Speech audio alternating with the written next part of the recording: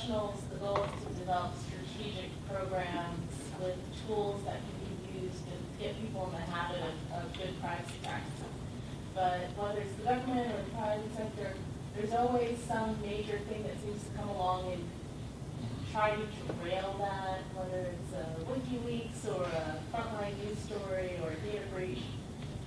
How do you sort of deal with these reactive periods which may cause people to want to sort of chuck aside everything you're trying to do as a privacy officer and go back to what they think they know, what they know works versus the sort of broader strategic direction that you're trying to advocate? We could have done a whole panel just on WikiLeaks. That's a fascinating conversation about security and access controls and information and good and use and that sort of thing. But personally, I've never met a crisis I didn't like in that, you can always find some kernel of learning for your organization about how to do or not to do something. And people will say, how do you sleep at night? You got such a big company. And I said, well, as long as I'm not the one that screwed it up, as long as I'm not the one that lost the laptop. But I think there's sort of teachable moments, really, for the organization, whether it's a good or a bad thing that has happened. And I don't take any schadenfreude in the downfall of others, but I say, what can we learn from that to do better in our operations? That's just my reaction. I tend to use it the same way, not to sort of hammer in the fear, but more in the positive methodology of, here's something useful to walk away from this incident to think about, that, what you're proposing is not all that different. And I've used WikiLeaks as an example of being why you need access controls. I've used that as an example of, that's a case study of perhaps you need better access controls than you thought about for this type of system.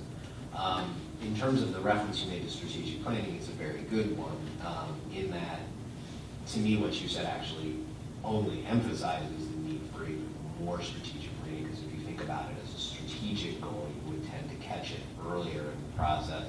And so even in the example you use, my experience has always been to turn them around very quickly, and say, that's even more of an emphasis for why not only a strategic plan to grow your privacy program, which is vital, and it's something as a newer office I'm trying to do now, but integrate yourself with your overall strategic organization plan. Everybody has different names for these things, and they may be more formal or less formal. But that concept of it needs to be sort of an organizing principle, something to deal with, gets back to what I was saying about trust, but it also gets back to that concept of, if you think about these things globally, strategically, and part of the process for everything, these incidents, you may be able to weather them better. They may not happen at all. There's a lot of avoidance, which you've talked about, but they may not happen at all. And you're able to weather them because you've approached it strategically, so you've thought about that risk and that mitigation process and how you do everything. I'll just be very brief and I'm going to link back to what Nuala said, which is, I think history is your best friend here. She talked about her experience at DoubleClick. I think there's often a tendency of folks to think, well, there's an incident, the sky is falling, this is the first time it's happened. Often you can find other examples to draw from and say, well, we learned this here, and just remind people that there are ways to do these things to counter a particular crisis or incident that have been done before. I think having the strategic plan in place is absolutely essential, and you want that plan, of course, linked to the greater strategic plan of your organization, so that you show that you're connected to the overall mission. So, yeah, I think every crisis is an opportunity, and I think the idea of having a strategic plan in place and the tactical initiatives that go along with it, if you stick to that, ultimately it makes you more resilient should something adverse happen. And so that's the reason to not get distracted and then use the crisis to explain to everybody why it was great that you had a plan to begin. I'm going to inject some sour grapes there. I don't think that the promise of the panel was really lived up to. I don't see anybody talking about whether you are corporate or government apologists. I see 4 privacy professionals here. I frankly don't have an opinion, you know, and you're probably all really nice, sincere people, but I invite either people in the audience to take the other position, or if you're feeling, you know, a little feisty and want to play devil's advocate, why do people, you know, possibly consider you to be corporate or government apologists, and why aren't you? So give me a little more, something a little more interesting than what I've heard so far. All right, I don't think I'm a government apologist. I don't find myself regularly apologizing for my agency's conduct. I'm internal. My job is to work internally.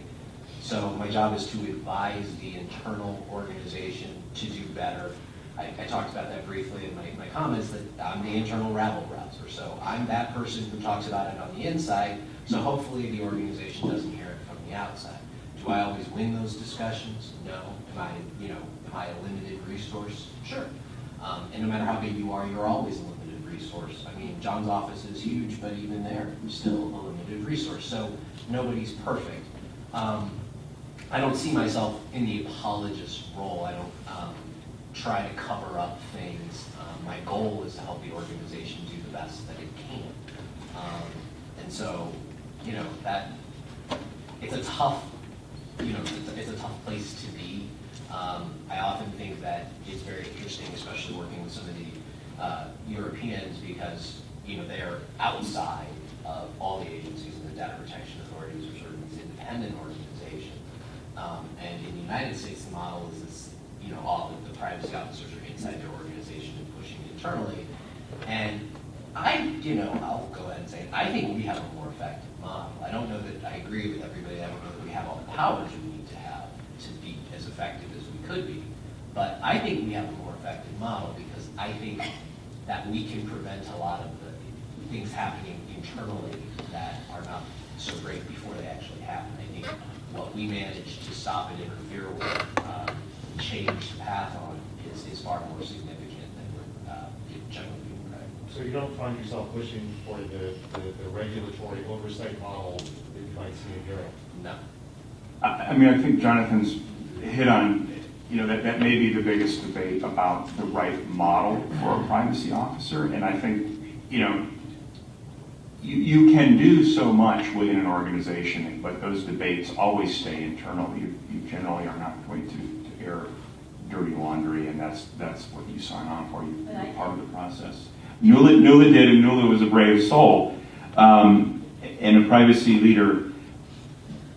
You know, but if you're on the outside, you also have limitations that way. You're not president creation. You're not able to help build in the privacy at the beginning necessarily. I mean, I think we're trying to span as much of the spectrum as we can from inside the organization. And, you know, our CEO reports directly to Congress and to the Secretary, and there is independence there to state privacy policy for the department. So, you know, I would say, if you want to have that debate about what's the right model, I'm going to fall on the side of the internal privacy officer. But both work. Well, I think John hit on it, that you try to create an internal discussion that recognizes the competing interests, the business interests, the technological interests, the budget concerns, and you want to make sure that privacy values are represented in the discussion. It doesn't always go your way. It's like baseball is a good metaphor for life. The best teams win only 2/3 of the time, but it's an organization with responsibilities, and ultimately you have to get on board with what the organization decides, people above your pay grade. So sometimes you may find yourself defending something that you're a little bit uncomfortable with, and the challenge is to make sure that happens very, very rarely, and make sure that the organization learns from the discussion. So I think that if you're doing the job right, you're evolving into being an advocate, so that even if you lose one, the organization has learned, and eventually you find yourself not having to be defensive because you're doing the right thing. I recognize you because I can tell from your body language where you sat on this issue already, and I see see another question. I do want to recognize that first before we end, but I've been the privacy officer now, 2 federal agencies and 2 private sector companies. There is no doubt in my mind that all 4 of those organizations are far better on privacy because I was there personally and because of the organization's results. There's no doubt in my mind that they make better decisions today and that the values and the structure of the organization reflect global privacy principles in a way that the leadership of the organizations did not before I started that company. So I sleep very well at night. One last question, then we have It's actually a comment, just a reply to this, which model is more effective, the European or the American one. I'm from Europe, so I don't really want to defend the European model, but just to correct what you said. In Europe, we have independent data protection commissioners as separate agencies, independent from government and so on. And they have also oversight over the private sector and over government agencies. But we also have the model of the corporate privacy officer within the organization, within the companies and agencies.